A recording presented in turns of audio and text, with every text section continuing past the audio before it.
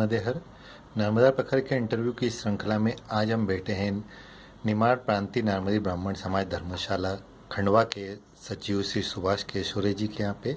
और आइए उनसे हम जानते हैं कि समाज के बारे में और महासभा के बारे में उनके क्या विचार हैं। सभी लोगों को सादर प्रणाम। महासभा के बारे में आपने जो प्रश्न पूछा है बहुत ही जबरदस्त है। सन 1920 में महासभा का गठन हुआ था और पहला अधिवेशन खंडवा में हुआ था। यह हमारा सौभाग्य है, हम सौभाग्यशाली हैं कि खंडवा में पहला अधिवेशन हुआ और आज यहाँ पर महासभा के बारे में चर्चा हो रही है। मेरे ज्ञान में, मेरे नॉलेज में, मैं तो महासभा को आज से 10 वर्ष पहले से ही पहचानता हूँ। आदरणीय राजेश डोंगरी जी जब खंडवा में महासभा अध्यक्ष बने थे उस समय से महासभा को लोगों ने पहचानना शुरू किया। सुभाष महोदय जी द्वारा भी काफ़ी अच्छे काम किए गए, उनके द्वारा भी आज सभी लोग ये जानने लगे हैं कि महासभा क्या है। अब रहा कि महासभा का दायित्व क्या होना चाहिए और महासभा कैसी होना चाहिए। महासभा जो है, सबसे पहले तो महासभा जो अध्यक्ष हो वो बहुत सरल, सहज और मिलनसार हो ताकि सभी लोग उससे आसानी से मिल सके, बात कर सके, अपनी परेशानी बता सके। और ये सुभाष महोदय जी ने बखूबी अच्छे से निभाया, सभी लोगों से मिले जुले।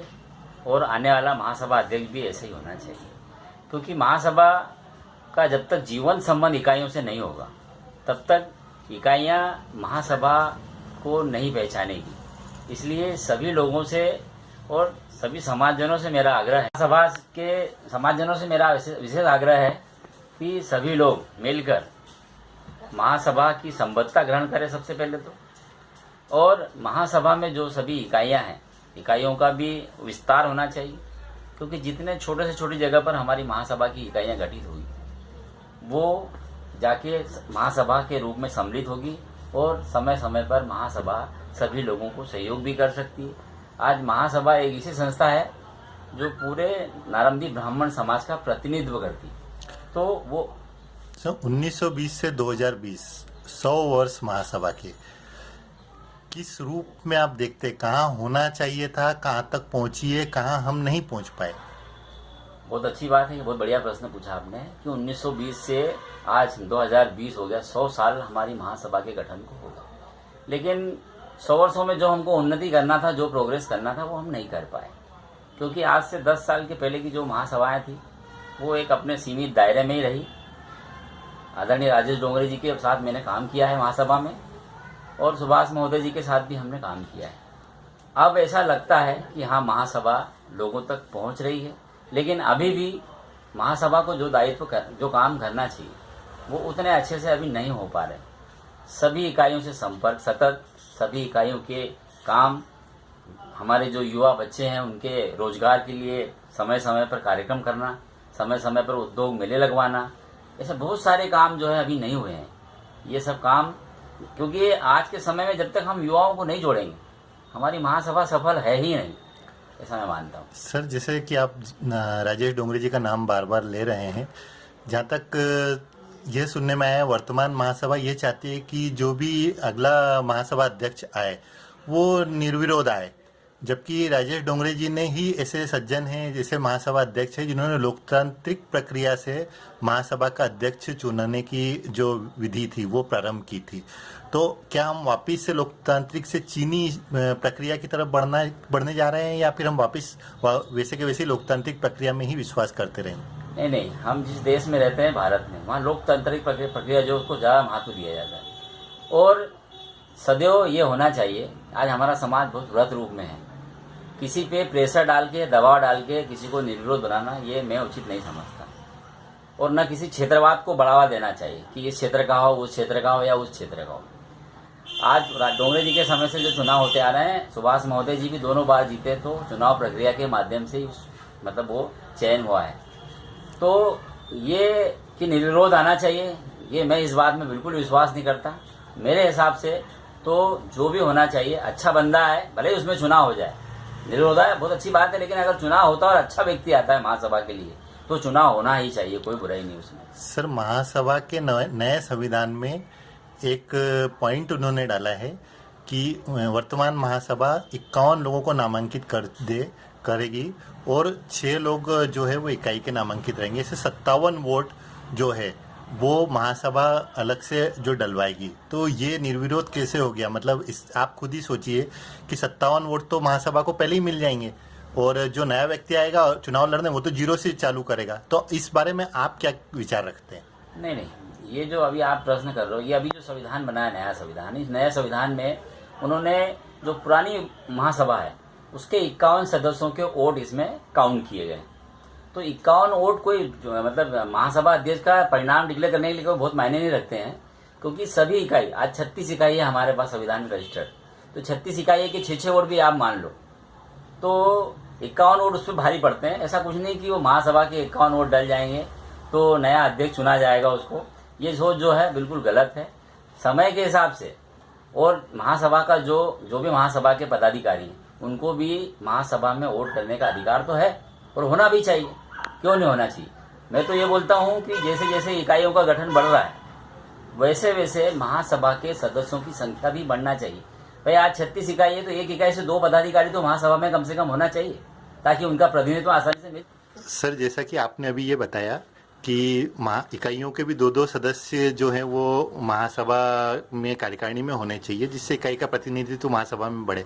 काफ़ी अच्छे विचार हैं।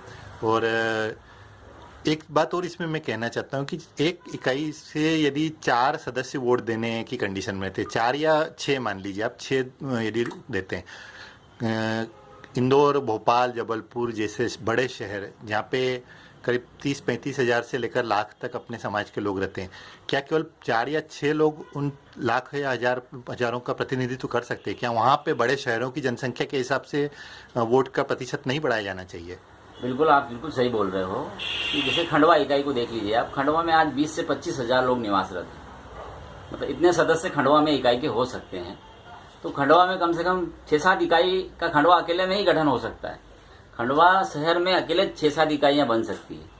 पर अभी इस नए संविधान में उन्होंने थोड़ा सा ये डाला है कि यदि आपके यहाँ सदस्यों की संख्या अधिक है तो 4 की बजाय 6 वोट आपके यहाँ हो सकते हैं। मतलब 1000 अगर वोटर, 1000 इकाई के सदस्य आप अगर बताते हो तो आपके यहाँ के 6 वोटर हो सकते हैं। तो ये संविधान में अभी नया संविधान में जोड़ा है हमने अभी। अच्छा, ये चूंकि संविधान में काफ़ी सारे परिवर्तन हुए हैं और चुनाव महासभा के आने वाले हैं, महासभा अध्यक्ष के साथ में युवा महासभा के अध्यक्ष का भी चुनाव होना ही है और युवा महासभा अध्यक्ष भी नए आएंगे अभी या जो भी बनते हैं। वर्तमान जो युवा महासभा है वहाँ पहली बार शायद युवा महासभा का इस टाइप से हम लोगों ने रूप देखा था। क्या उम्मीदें हैं युवाओं को युवा महासभा से, या युवा महासभा जो है वो कहाँ तक युवाओं के करीब पहुँच पाई है? युवा महासभा का जो प्रश्न है बहुत सोचने वाला प्रश्न बताया आपने। कि देखिए, सबसे पहले तो युवाओं को जोड़ना। अभी आज का युवा, बहुत सारे बच्चे तो हमारे समाज के बेरोजगार हैं और जो रोजगार में है उनके पास समय नहीं। तो सबसे बड़ा दायित्व जो युवा महासभा है उसका ये बनता है कि युवाओं को जोड़े, युवाओं के लिए कैरियर गाइडेंस के लिए कैंप लगाए, रोजगार के अवसर के लिए युवा महासभा को बहुत सारे काम करना चाहिए। और सबसे महत्वपूर्ण बात है, जो युवा अध्यक्ष बने वो बहुत एक्टिव बंदा बनना चाहिए ताकि युवा महासभा में अच्छे से अच्छे काम हो सके। 1-2 कार्यक्रम साल भर में या 3 साल में आपने करा दिए तो कोई युवा अध्यक्ष का बहुत बड़ा दायित्व समाप्त तो नहीं हो गया। युवा अध्यक्ष का दायित्व मैं बोलता हूँ कि महासभा अध्यक्ष से भी ज्यादा होना चाहिए। उसने सभी समाज के जितने भी युवा हैं, जैसे अब हमारे बहुत सारे पूना है, इंदौर है, बेंगलोर है, ये हमारे युवाओं का हब बन गया है। तो ऐसे क्षेत्रों में जाके वहाँ पर उन बच्चों को मोटिवेट करके जोड़ के वहाँ पर भी कार्यक्रम आयोजित करना चाहिए और युवाओं को मोटिवेट करना चाहिए। इकाइयों के बारे में आपके इकाई जो अध्यक्ष हैं, इकाई का मेन काम इकाई अध्यक्षों का ये रहता है कि वो उस क्षेत्र में रहने वाले लोगों से जुड़े, क्योंकि महासभा अध्यक्ष या महासभा की कार्यकारिणी हर शहर जाके वहाँ के लोगों से या छोटे शहरों या गाँव में जाकर नहीं जुड़ पाती है। जहाँ तक देखने में आया है कि इकाई जो रहती है वो भी अधिकतर बड़े शहरों में या बड़ी जगह पर ही रहती है। जैसे खंडवा की बात ही करें तो खंडवा इकाई है, लेकिन कोटवाड़ा में कोई नहीं जाके देखता या छेगांव माखन में कोई जाके नहीं देखता कि समाज के लोगों की क्या परिस्थिति है, या इस टाइप से खंडवा एक उदाहरण मात्र है। लेकिन कई शहरों में इकाइयाँ गांव तक नहीं पहुंच पाई है या गांव के लोगों से उनका संपर्क नहीं हो पाए, तो क्या ब्लॉक स्तर, तहसील स्तर पर भी इकाइयों का गठन होना चाहिए? और साथ में इकाइयों में कुछ इकाइयां ऐसी हुई जहां वर्षों से अध्यक्ष उपाध्यक्ष सचिवों का बदलाव नहीं हुआ है, जिस टाइप से हम बोल सकते हैं कि मठाधीश हैं, उस बारे में आपके क्या विचार हैं? देखिए, इकाइयाँ जो है, इकाइयों का सबसे बड़ा दायित्व तो यह है कि वहाँ के जो क्षेत्र के जो लोग हैं उनको सदैव जोड़े, अच्छे से अच्छे कार्यक्रम कराएं, उन कार्यक्रमों के माध्यम से उनको जोड़े।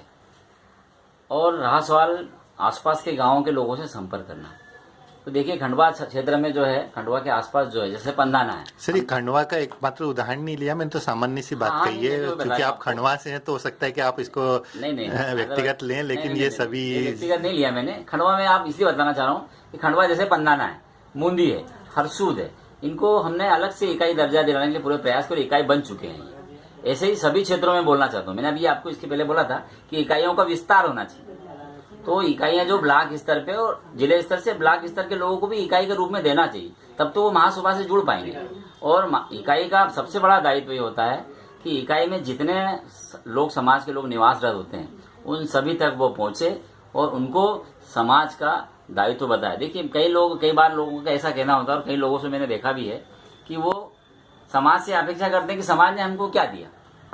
कई लोगों की ऐसी बात होती है, पर जनरली मेरा उन लोगों से ये प्रश्न है कि कई लोग जो जीवन भर नौकरी करते हैं सिर्फ, और नौकरी करने के बाद जब उनको समाज की आवश्यकता होती तब समाज याद आता है उनको। कैसे जब बच्चों की शादी करना हो या बच्चों की कोई कार्यक्रम करना हो, तब उनको लगता है कि समाज है। बाकी जीवन भर उन्हें नौकरी करी और कभी समाज को याद नहीं किया।